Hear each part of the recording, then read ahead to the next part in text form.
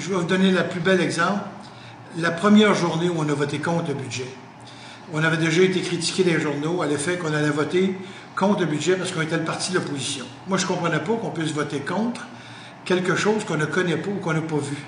Tout comme le fait que j'ai applaudi le premier ministre quand, à mon entrée en chambre, où j'ai applaudi le premier ministre sur son discours d'inauguration. Puis parce qu'on est parti de l'opposition, on n'a pas le droit d'applaudir.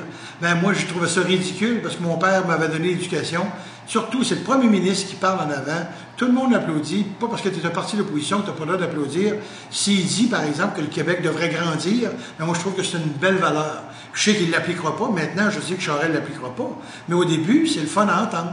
Donc, que j'ai applaudi, je n'étais pas ridicule, mais les journalistes disaient, ben c'est le manque d'expérience, on n'applaudit pas. Il aurait fallu que je chahute, je ne voyais pas pourquoi.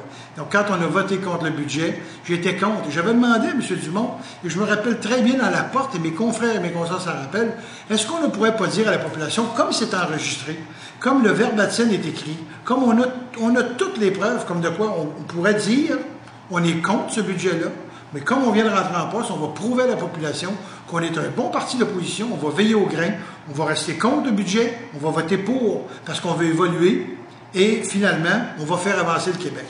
Et on m'a répondu, il m'a répondu sèchement, jamais je me mettrai un genou à terre.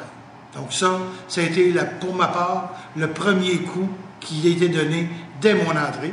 Et là, ça a donné le ton à toutes les autres choses sur les commissions scolaires, sur les accommodements raisonnables, sur bien d'autres dossiers qu'on aurait pu défendre avec ardeur, fermeté, se positionner comme le Mario Dumont avait l'habitude de se positionner.